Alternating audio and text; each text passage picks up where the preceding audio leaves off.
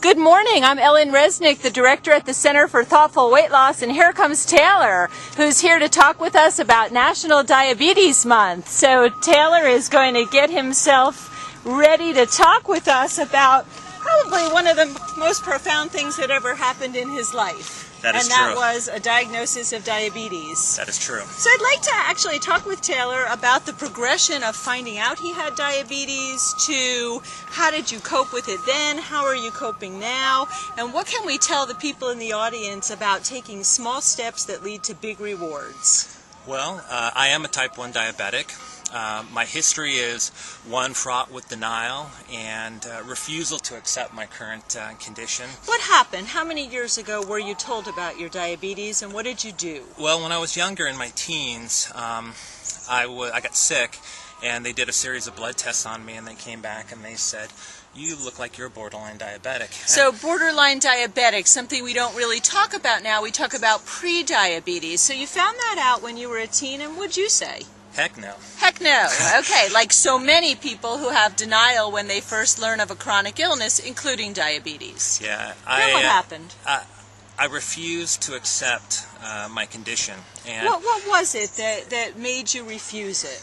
well, I mean, I was a young, fairly healthy guy. I was Or so you thought. yeah, I mean, I was a big boy. I was playing football. I was carrying a lot of weight, and So I thought, your image of yourself is I'm strong, I'm healthy. this can't be the way. And if I'm diabetic, then I felt like the wheels were going to fall off my cart. You know So what I it mean? sounds like a lot of fear. A lot of fear. Okay, very common. A lot of denial, a lot of fear in the beginning. Yep.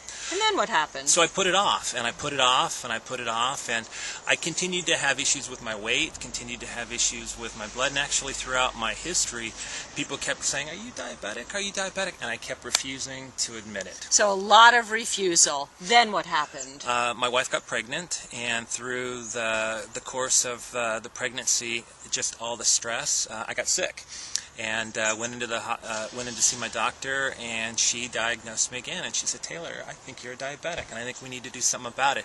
And again, my immediate response was, "This ain't happening. Look at me. I'm a fit young man. This can't be." So many years later, still a lot of denial. And then what happened? What was the inspirational, pivotal moment? Well, basically, my GP referred me to my endocrinologist, and my endocrinologist kind of basically grabbed me and shook me and said, "Either you address this illness or it's going to kill you."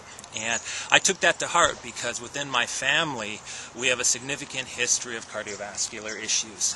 I've lost a number of my family members to heart attacks, to strokes, to all things about the heart.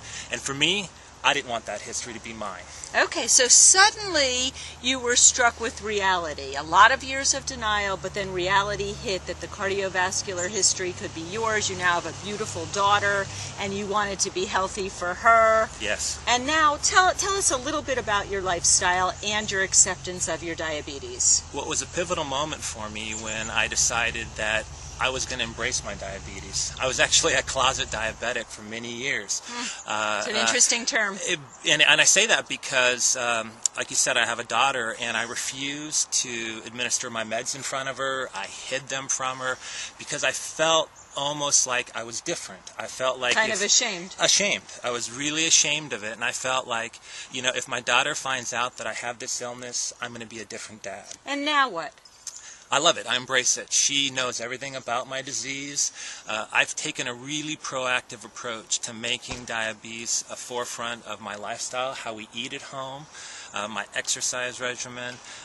Everything that I do is focused around my diabetes management. So the whole family actually is living a healthy lifestyle as a result of your diabetes. It is great.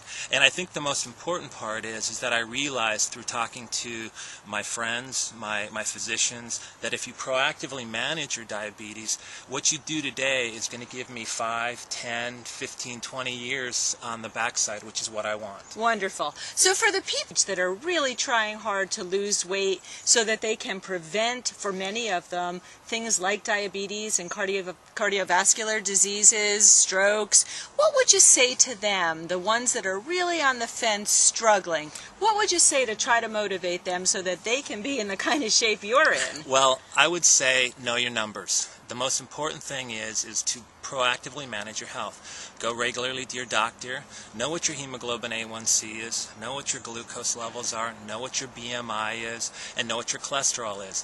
And work with your physicians and your doctors and manage very proactively your lifestyle. And it doesn't have to be that difficult. Yeah, so the American Diabetes Association, in honor of National Diabetes Month, says 3 things. Improve your diet, lose weight, and do moderate exercise. And by moderate exercise, they don't mean what Taylor does, who's a little bit of a maniac. What they mean is 30 minutes 5 times a week. So I'd like to really thank Taylor for telling us his candid story. It's a hard story, but he obviously has prevailed, and look at him now. So good luck to everyone on your journey for a healthy lifestyle, and have a great day today. And my only comment is acceptance is the first step. Get out and get after it.